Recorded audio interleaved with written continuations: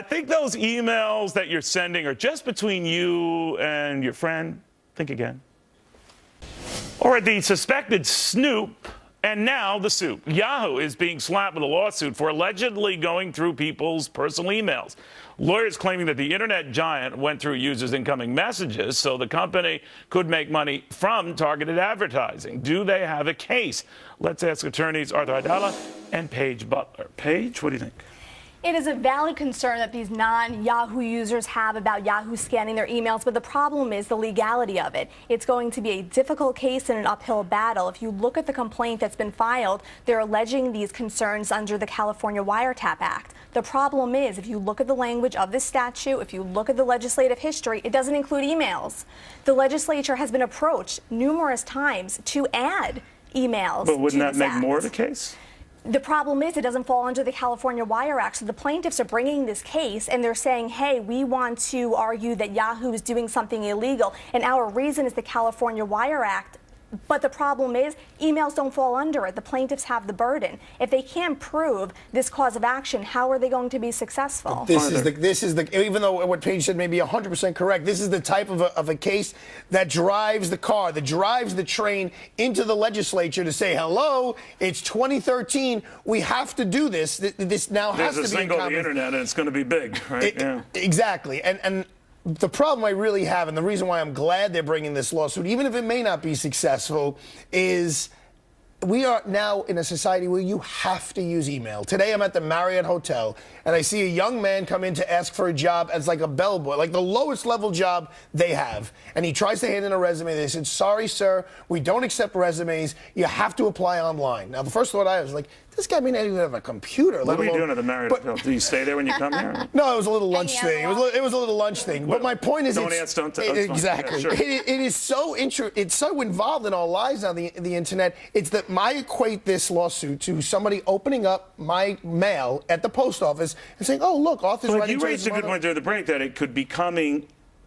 I'm not a Yahoo user, but I'm sending it to you, Liz. And that was kind of what you touched on, where it gets a little icky, right? It does. And again, it's a valid concern. You have these non-Yahoo users say, hey, I'm sending an email to Arthur, who is a Yahoo user, and maybe he agreed to these provisions, but I haven't. But again, the problem is, are they going to be successful in court? Do they have a legitimate expectation of privacy? The internet is crazy right now. I mean, whether it's Gmail, whether it's Yahoo, whether But it's I guess we don't, providers. right? We tried contacting Yahoo, we haven't heard anything back. We made the good effort here. Is there a legitimate expectation of privacy? Not according to the United States Supreme Court and all of their recent opinions.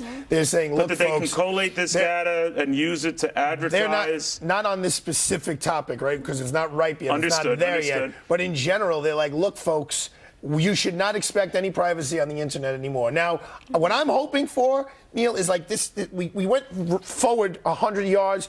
I hope we go back 50 yards. I don't think we will. And slow. I think the more sophisticated this gets, right? But suits like this help. I mean, the problem is this is all driven by money. We're on a money show. This is how you. Yeah, but let's Yahoo say they were to succeed. The argument would stymie traffic on the internet, and then it wouldn't. No, all it would stop Yahoo from doing is reading your mail to knowing which advertisers. But are they reading it, or are they just scanning it? What does that mean? Like they get an algorithm with a key series of words to know car you like sweater. Exactly, and they Mercedes-Benz. With a picture. But whether it's scanning for this, scanning for spam, scanning for viruses, all these email companies are scanning. That's what they're doing. If you have such a concern, you shouldn't be emailing. And it is real because, as you were saying, I mean, where you search, I mean, that comes up in emails and advertising targeted to you. Absolutely, and it's real life examples happen every day. But Paige, that's my point. My point is, you can't not use email anymore. You don't have the choice of saying, you know what, I'm not going to email anyone anymore. In court, we're obligated to do electronic court filing. I'm not allowed to hand the judge papers. I have to do it through the internet. But you can't have this expectation of privacy. That's the way that we're going. So you're just surrendering right now? Yes. No, I don't want to surrender. I want to fight the good fight. I'm really for Brooklyn. Forget that Barney guy. You just caved. You're like Barney. You are in a little bit with me here. I hear it.